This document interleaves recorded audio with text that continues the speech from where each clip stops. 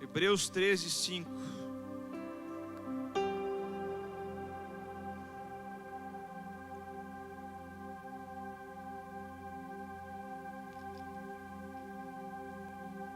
Hebreus capítulo 13, versículo 5, a Bíblia vai dizer: conservem-se livres do amor ao dinheiro, e contentem-se com o que vocês têm, porque Deus mesmo disse: eu nunca o deixarei, eu nunca o abandonarei. Vou repetir: conservem-se livres do amor ao dinheiro, e contentem-se com o que vocês têm, porque Deus mesmo disse: eu nunca o deixarei, eu nunca o abandonarei. Amém? Espírito Santo de Deus, essa é a tua palavra, Senhor.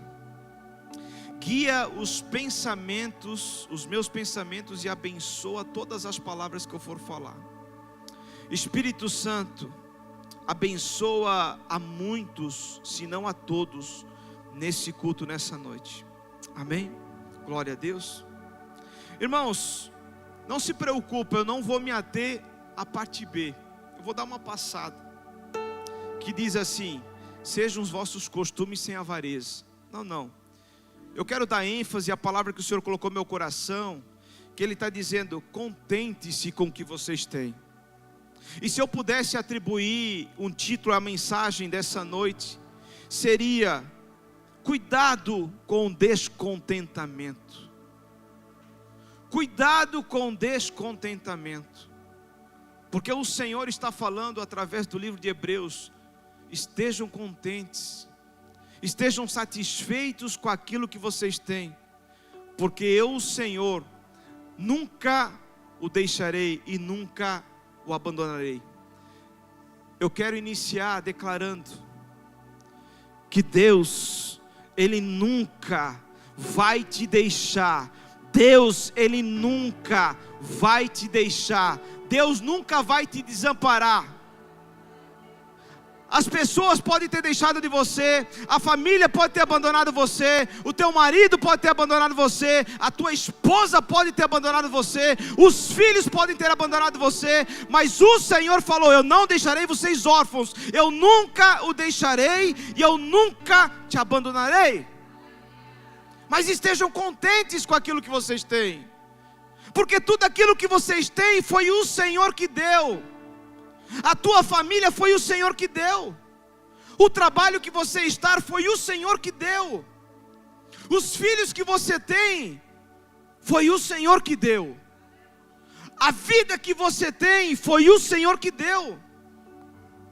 Tem muita gente querendo, irmão, tirar a própria vida. Foi o Senhor que deu. Estejam alegres, estejam contentes. Cuidado com o descontentamento. Cuidado com o descontentamento. Cutuca a pessoa que está do seu lado e diga: ô meu lindo, cuidado com o descontentamento. Pergunta por quê? Porque o descontentamento faz você perder promessas de Deus. O descontentamento faz você ficar longe da presença de Deus. O descontentamento faz você sair da presença de Deus. Cuidado com o descontentamento. O livro de Hebreus que nós acabamos de ler é uma exortação que o autor está dando aos cristãos, aos crentes em Cristo, aqueles que seguem a Cristo, aqueles que têm a fé em Cristo. Essa exortação final ele está dando aos cristãos. Esse é o último livro de Hebreus. E aqui no capítulo 13 que acabamos de ler, até o versículo 5 que lemos, ele traz algumas exortações. A primeira, no versículo 1, ele está dizendo: sejam constantes no amor fraternal, amem uns aos outros. No versículo 2, ele está dizendo assim: sejam hospitaleiros, acolhem as pessoas. No versículo 3, ele traz uma exortação, dizendo: lembra daqueles que estão sendo maltratados? as pessoas menos favorecidas, se coloca no lugar deles, tenha compaixão.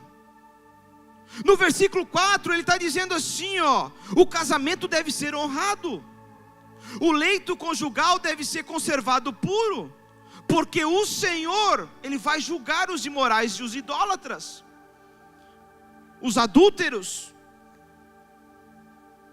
E chegamos no versículo 5, que Ele diz: sejam os vossos costumes, ou seja, não ame o dinheiro.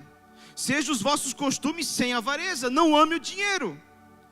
Seja contente com o que tendes, porque o Senhor disse: tudo o que tendes fui eu que dei, eu não te deixarei e não te desampararei. Amém. Irmãos, sabe por que o autor de Hebreus está dizendo e trazendo essas exortações aos cristãos da época? Porque os cristãos da época estavam correndo o risco de perder a fé em Cristo. Eles estavam querendo sair da presença de Deus por causa do descontentamento. Os cristãos da época, irmão, eles estavam correndo o risco de abandonar a sua fé em Cristo. E esse é o nosso maior desafio hoje. O nosso maior desafio hoje é permanecer na presença de Deus.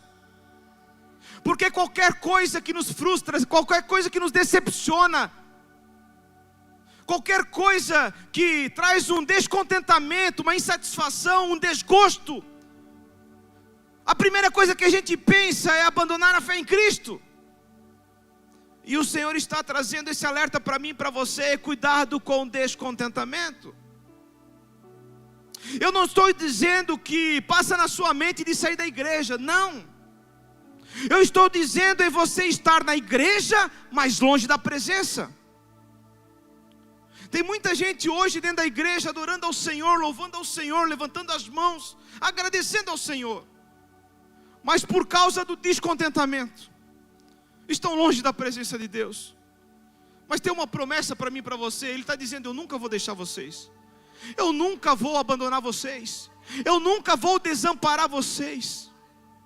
Mas é nós que, por nossas escolhas de sentimentos, acabamos nos descontentando com as coisas que nós vivemos, e por isso nós estamos se afastando da presença do Senhor. O maior desafio daquela época era os cristãos permanecer na presença. Estavam na igreja, estavam numa comunidade, numa congregação local, mas queriam abandonar a sua fé em Cristo. Por isso, eu quero que fique marcado na sua mente hoje. Eu quero que você declara novamente, olha para o irmão que está do seu lado e fala: ô cabeção, estou pegando as manias do pastor. Cuidado com o descontentamento. Amém? Quem está comigo, está entendendo a palavra? Percebemos que estamos vivendo dias não muito diferentes da época que os personagens da Bíblia viveram. Os anos se passaram, mas muitas coisas, se não na sua totalidade, se repete até o dia de hoje. São muitos erros que nós cometemos, e há mais de 2000 anos isso vem sendo cometido. Estão se repetindo, e isso tem conduzido o povo de Deus ao fracasso. Muitos erros, como a mentira. Estamos na igreja, mas estamos na prática da mentira. Ananias e Safira mentiam, em Atos capítulo 5. Muitos erros daquela época, a ganância. Geazi, o servo de Eliseu, era ganancioso. Ele tomou para si aquilo que não era dele. Quando Naamã foi curado, quis ofertar, dar uma oferta a Eliseu, o profeta negou. Geazi correu e pegou a roupa e o dinheiro que Naamã deu, ganancioso. Nós vivemos muitas práticas da época, a inveja. Saul invejou Davi, Caim invejou seu irmão Abel, por isso matou. Isso faz mais de quantos anos estamos vivendo hoje? Por causa do descontentamento, tem muitas pessoas nesses erros, irmãos. Sabe aquele negócio, eu vou chutar o balde mesmo? Eu já até tinha parado de mentir, Eu até já não invejava mais os outros, mas quer saber de uma coisa? Eu estou de saco cheio, eu vou voltar às práticas antigas. Tem muita gente dentro da igreja vivendo isso, e o Senhor não quer que você viva isso, porque o Senhor tem promessa para mim e para você, e aquele que prometeu é fiel para cumprir. Amém. Na época também existia o engano, Jacó era enganador. Na época existia o roubo, Judas, aquele que era tesoureiro de Jesus, roubava do dinheiro do ministério de Jesus. Mas eu quero dar ênfase a dois aqui. Há duas situações, que é a incredulidade e que é a religiosidade. Dentro da igreja há incrédulos e há religiosos, assim como na época. E eu pedi ao Senhor, Senhor, me dá um conceito de incredulidade, porque muitos falam que é falta de fé, outros falam que incredulidade é diferente de falta de fé. E eu falei, Senhor, eu quero ouvir do Senhor o que é incredulidade. E o Senhor falou para mim assim, ó: incredulidade é falta de confiança em Deus e em sua palavra. Marcos capítulo 16, o Senhor me levou essa palavra, versículo 9. Quando Jesus ressuscitou, Ele apareceu primeiro a quem? A Madalena, aquela qual Ele tinha expulsado 7 demônios. Madalena corre e conta aos seus discípulos que viu Jesus ressurreto. Eles não creram. Jesus aparece em Lucas 14, se eu não me engano, para aqueles dois no caminho de Emaús. Os dois recebem Jesus, vão e contam aos 11, e eles não creram. Em Mateus capítulo 16 vai dizer que Jesus apareceu aos 11 e já chegou dizendo: seus incrédulos, porque vocês não creram naquilo que eles falaram. Eu ressuscitei como eu prometi. Se os discípulos andando com o Mestre, o Filho de Deus, vendo o que viram, foram incrédulos, quem dera a nós, irmãos. Você está vendo Jesus agora? Você está vendo? Não vemos, mas nós cremos. Por isso estamos aqui. Estamos aqui por causa do nome dEle, que está acima de todo nome, no céu, na terra e debaixo da terra. Toda autoridade está nele. Mas você viu? Não, mas nós cremos. Lá em Dayal tem muito incrédulo, aqui em Blumenau não tem. Glória a Deus. Eu quero declarar que toda incredulidade da igreja cairá por terra hoje. Amém? Você está entendendo? Eu quero destacar também a religiosidade. O que é religiosidade? É colocar costumes, tradições da religião acima da palavra de Deus. O próprio Jesus falou dos fariseus em Mateus capítulo 15. Ele diz: assim como o profeta Isaías profetizou, estes homens, esse povo me honra com os lábios, mas o seu coração está longe de mim. Os seus ensinamentos não passam de regras ensinadas por homens. Os fariseus, homens que entendiam e conheciam a lei, que eram 613 preceitos, 365 proibições e 248 mandamentos. Eles sabiam de pé a ponta, eles declaravam um atrás do outro, eles eram estudiosos da lei. E o Senhor está falando: religiosos, hipócritas, vocês conhecem tudo isso, mas não praticam nada, porque vocês estão colocando a tradição acima da minha palavra. E hoje em dia tem muitos cristãos descontentes e vivendo uma prática de religião. Sabe aquele negócio: eu vou no culto para ser abençoado a minha semana? Quem viveu isso? Eu vivi isso. Eu falava: eu vou no domingo, porque daí segunda, terça, quarta, quinta, sexta e sábado eu estou abençoado, glória a Deus. No domingo eu faço voto de novo para ser abençoado. Religiosidade. Religiosidade. Cuidado com a religiosidade. O que eu quero dizer com isso? Eu quero dizer que tem aparência de cristão.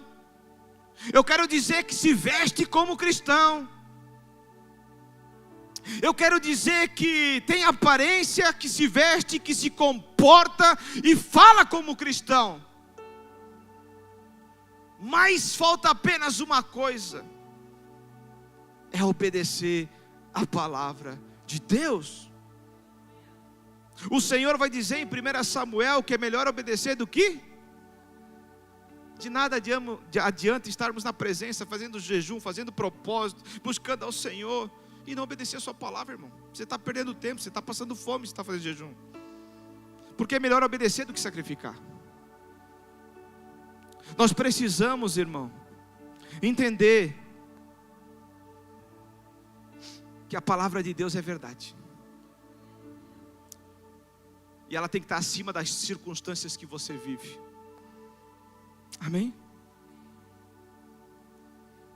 Não adianta passar horas sentado na igreja, ouvindo a palavra de Deus, agindo como quem diz sim a tudo que Deus fala, se depois não fazer o que Ele está falando. Não adianta, irmão. Esses dois exemplos que eu acabei de citar nos afasta da presença de Deus e acaba gerando descontentamento. O texto que acabamos de ler nos ensina algo simples e poderoso, mas o que mais me chama a atenção, que temos que cuidar para não viver uma vida de descontentamento, porque o descontentamento desagrada ao Senhor. Sabe quando nós estamos descontentes, nós estamos dizendo: Senhor, o Senhor errou comigo, o Senhor me colocou na família errada, o Senhor me colocou no trabalho errado, o Senhor não sabe de muita coisa da minha vida, porque tudo aquilo que eu sonhei, tudo aquilo que eu projetei para mim, para minha casa, não está acontecendo. Então eu acho que o Senhor errou de endereço. Descontentamento.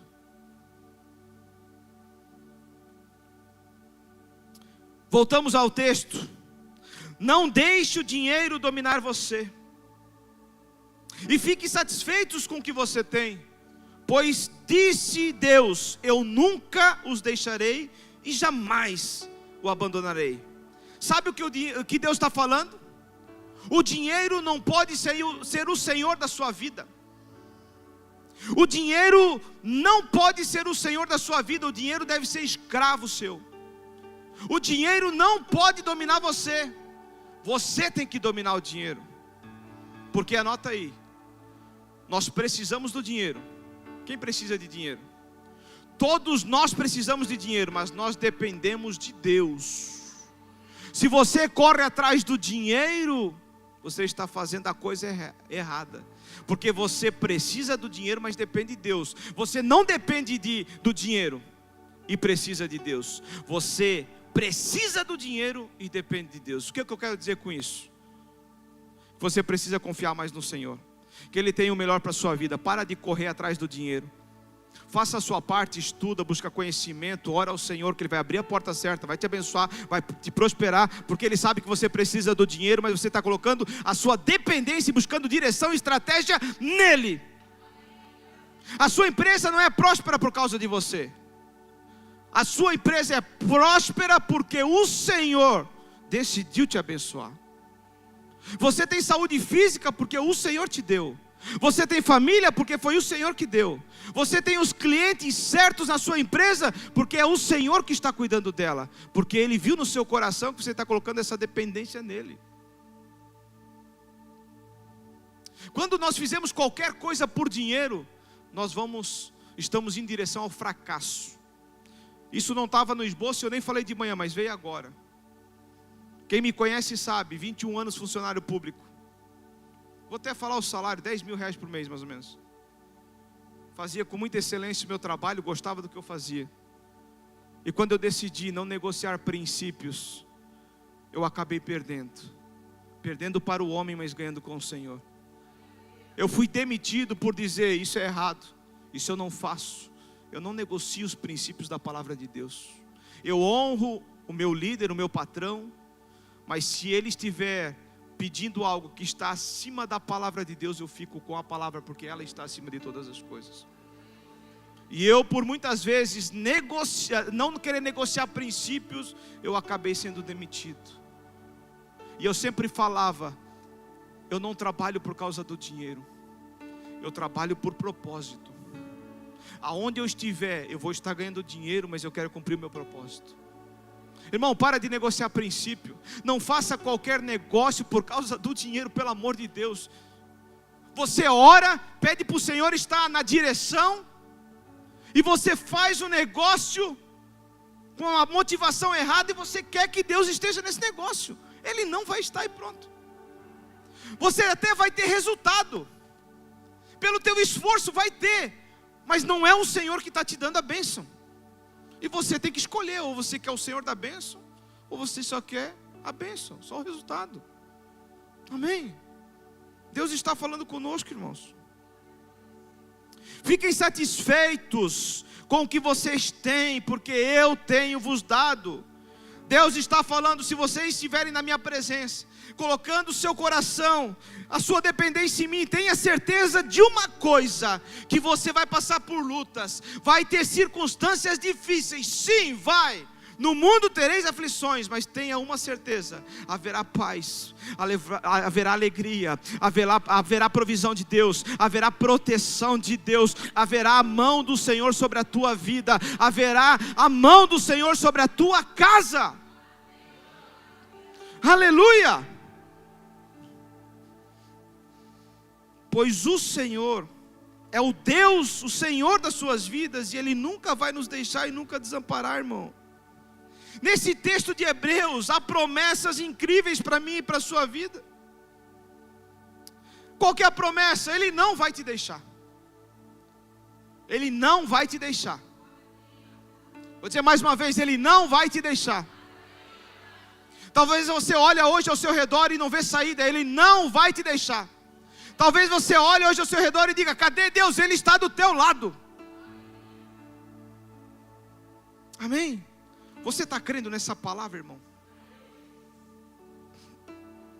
Assim como esse texto tem essa promessa, Deus fez muitas promessas para mim e para você. Gênesis 28:15, Deus fez promessa a Jacó. Ele disse a Jacó: eu estarei com você. Ele disse a Jacó: eu estarei com você e o protegerei. Eu não vou te abandonar, até que se cumpra tudo aquilo que eu falei para ti. Deus fez promessa a Jacó. Fala assim, ó: se Deus fez promessa a Jacó, eu também tenho promessa. Deus fez promessa ao povo de Israel. Deuteronômio 31:6. Sejam fortes e corajosos. Não desanimes, não temas, não te espantes com a nação inimiga, pois eu, o Senhor, vou com vocês, eu nunca o deixarei e nunca abandonarei. Deus fez promessa ao povo de Israel. O Lucão está aí? Lucão, por favor. Você está sentindo Jesus aí? Você está sentindo Jesus aí?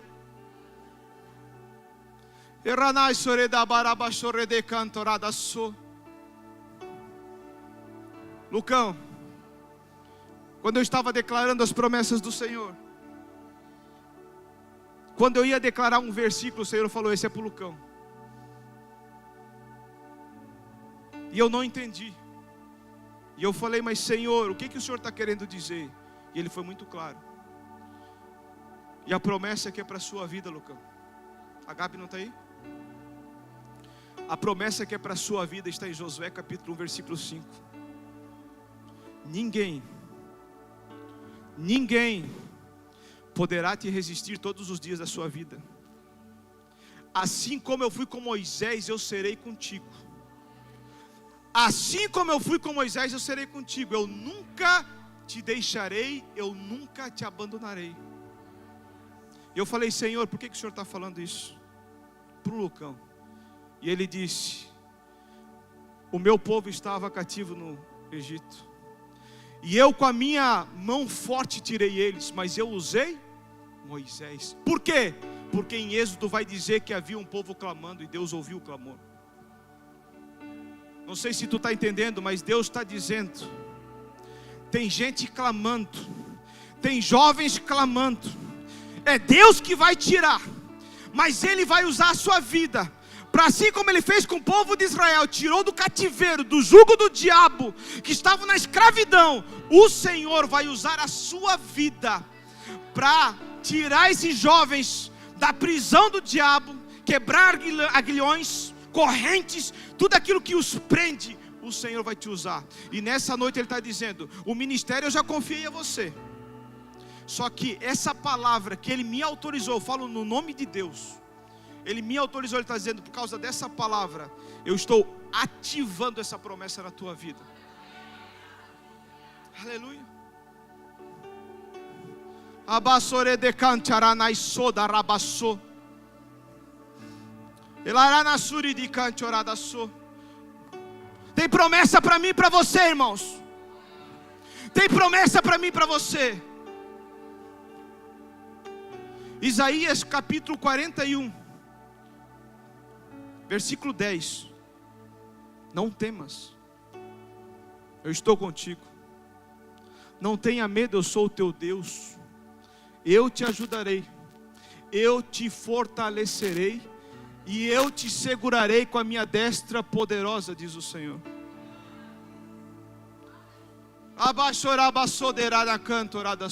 Eu estou declarando a palavra de Deus, irmão. Eu estou declarando a palavra de Deus, e foi pela palavra que Ele fez todas as coisas.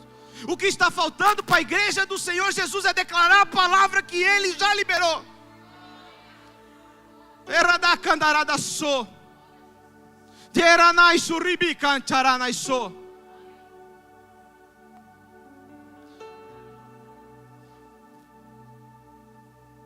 Salmo 23, versículo 4.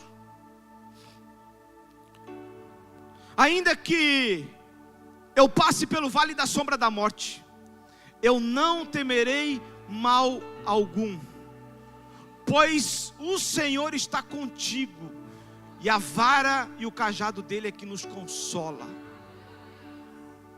Salmo 27, que nós acabamos de ler. Uns confiam em carros e em cavalos, mas nós confiamos no nome do Senhor.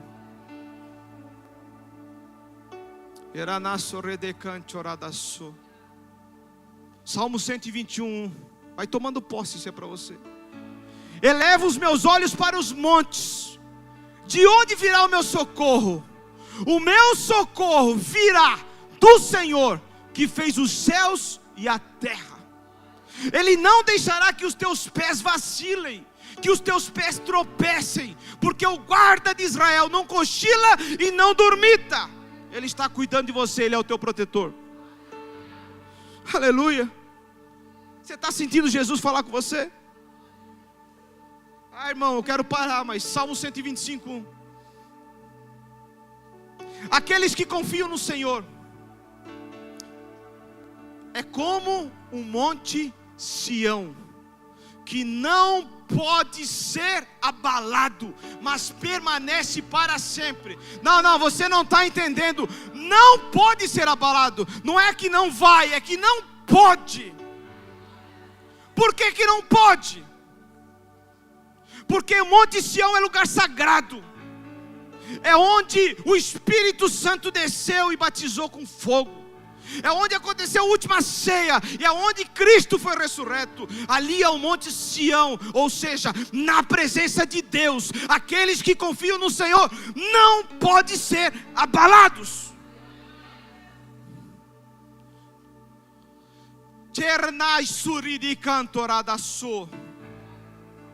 Quero finalizar Isaías capítulo 40, versículo 31.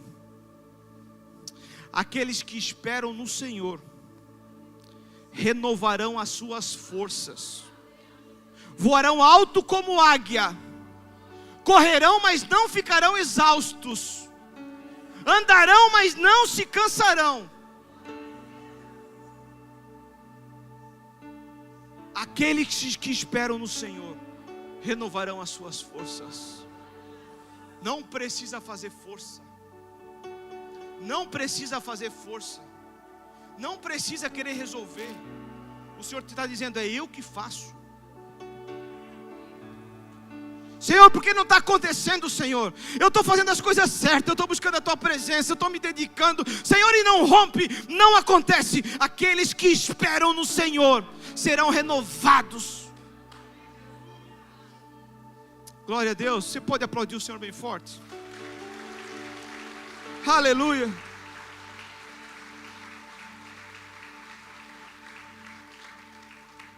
Há muitas promessas para mim e para você, irmão. Há muitas promessas para mim e para você. Deus fez uma promessa a Salomão. 1 Crônicas 28:20, que é parecida com Deuteronômio 31:6. Seja forte e corajoso, não tenha medo, não desanime, pois eu, o Senhor, o seu Deus, vou com você e nunca te deixarei, nunca te abandonarei. Você está entendendo que a mesma palavra de Hebreus está repetindo: eu nunca vou te deixar, eu nunca vou te abandonar, eu nunca vou te deixar, eu nunca vou te abandonar. Então para de deixar a sua mente dizer que você está sozinho. Aleluia. Tantas promessas, mas o que acontece? O descontentamento, aí vem ele, tem feito com que essas promessas tem impedido de você acessar essas promessas.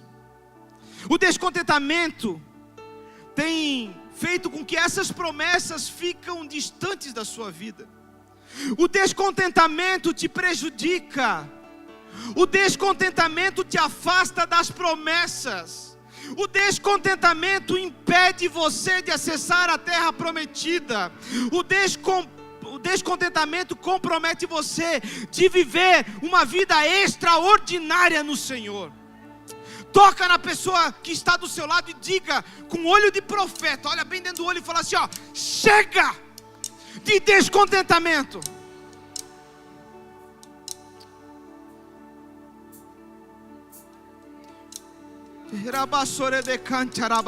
Chega de descontentamento, chega de viver uma vida de insatisfação. Ei, eu preciso estar contente com tudo que eu tenho, com tudo que eu sou, porque tudo que eu tenho e tudo que eu sou vem do Senhor, que fez os céus e a terra.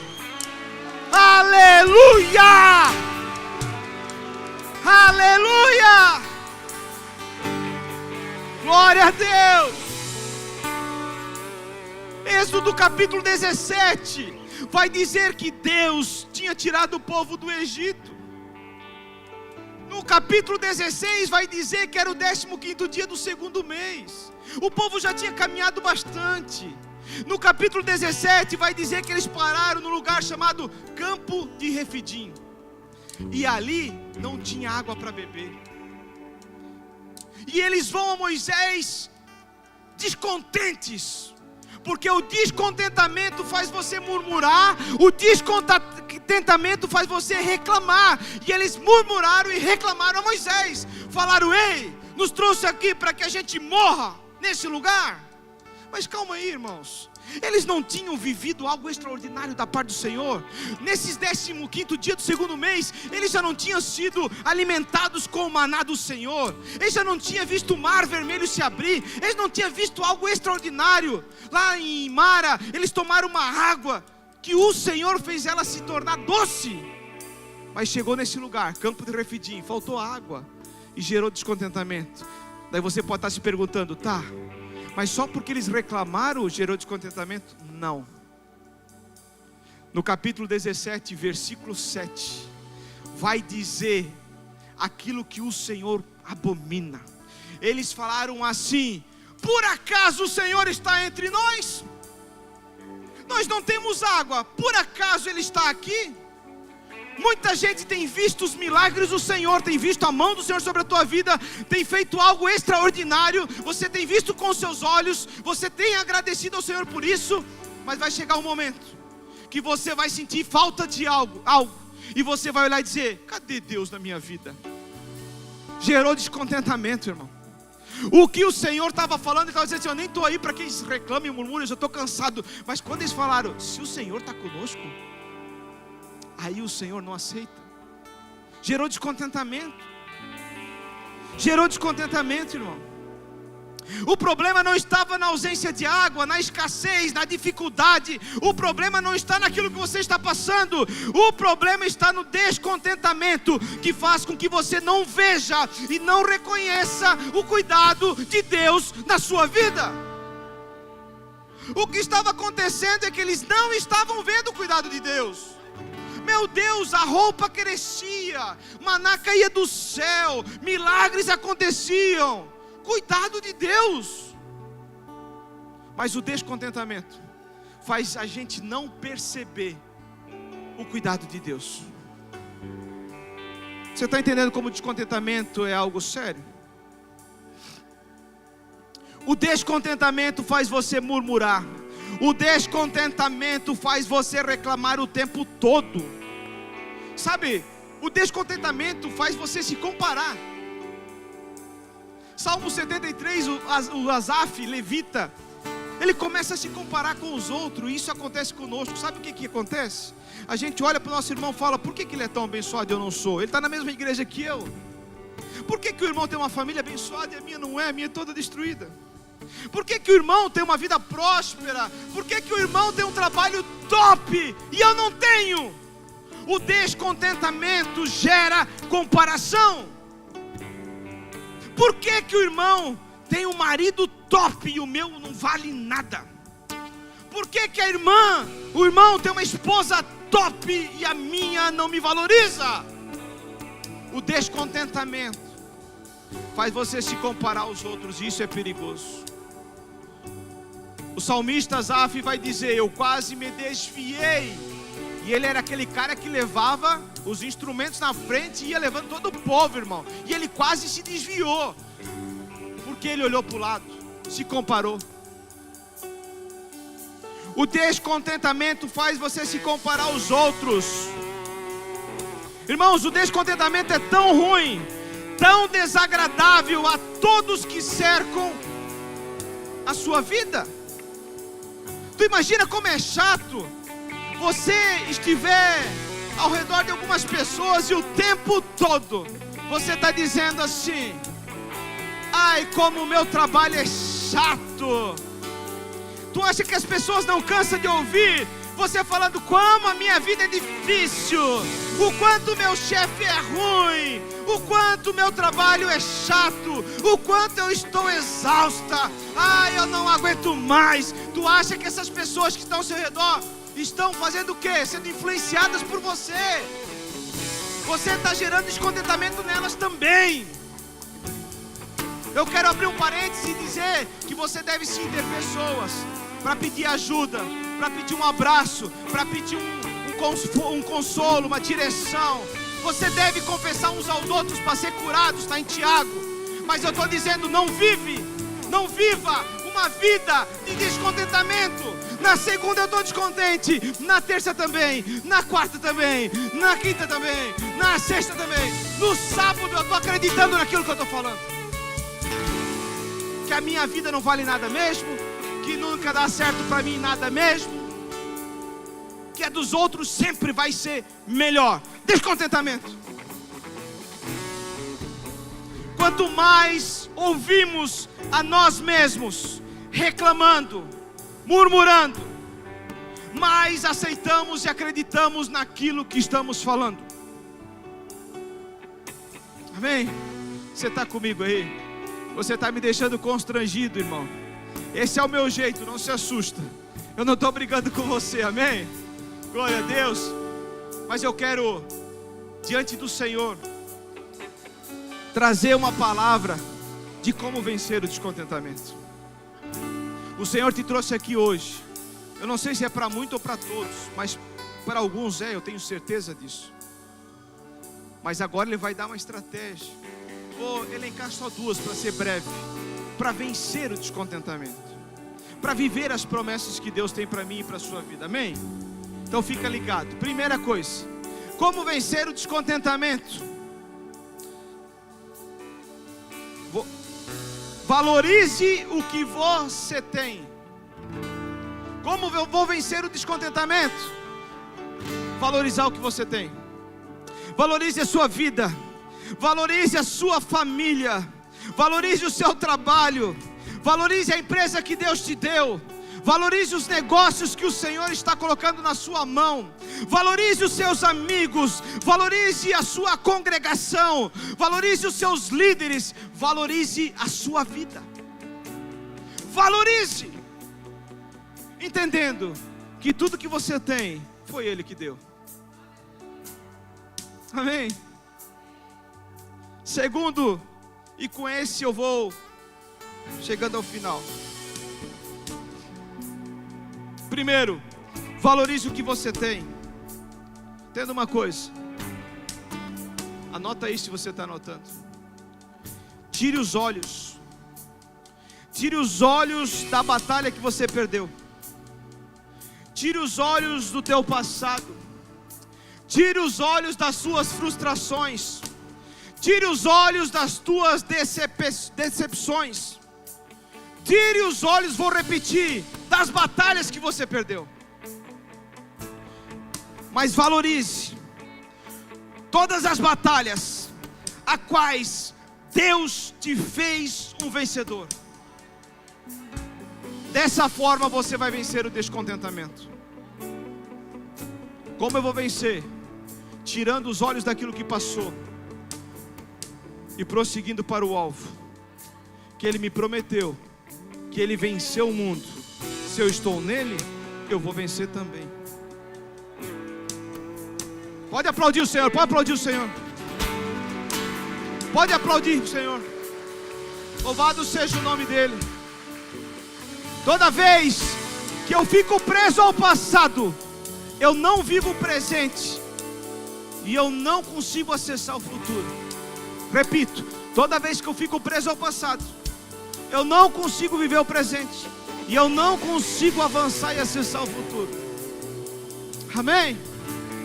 Segundo e último,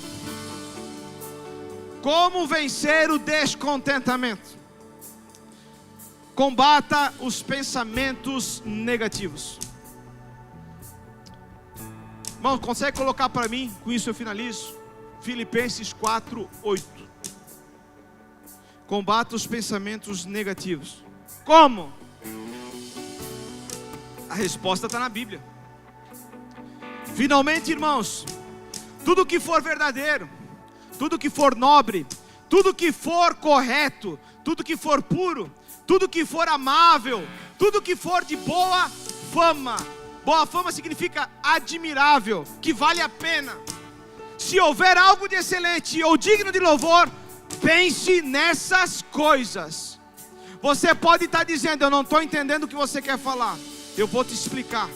Se a tua família está toda errada, você com pensamentos positivos, com essa palavra sobre a sua vida, você já está vendo, dizendo assim, ó, o Senhor está tocando na minha família, Ele está restaurando a minha casa, Ele está restituindo a minha vida financeira, o Senhor está abençoando o meu marido, o Senhor está abençoando a minha esposa. Às vezes a tua empresa está de mal a pior. Hoje, combate os pensamentos negativos e fala, o Senhor já está lá no outro dia, o Senhor está criando estratégia, o Senhor vai me dar direção e o Senhor vai me prosperar. Às vezes o seu filho está numa condição errada, vivendo nas drogas, na bebida, mas os teus pensamentos negativos estão dizendo, o Senhor tem levantado um homem. O Senhor tem levantado um homem nessa igreja e com braço forte vai tirar o meu filho de lá. O Senhor está visitando meu filho aonde ele estiver, em qualquer lugar que ele estiver, qualquer boca que ele estiver. O Espírito Santo de Deus está sobre ele. Eu vou vencer todo descontentamento, toda circunstância contrária, quando tudo aquilo que eu pensar for para o louvor da glória de Deus. Aleluia! Se você crê, se coloque de pé aplaudindo o Senhor bem forte. Era vassoura da cantiara da sol.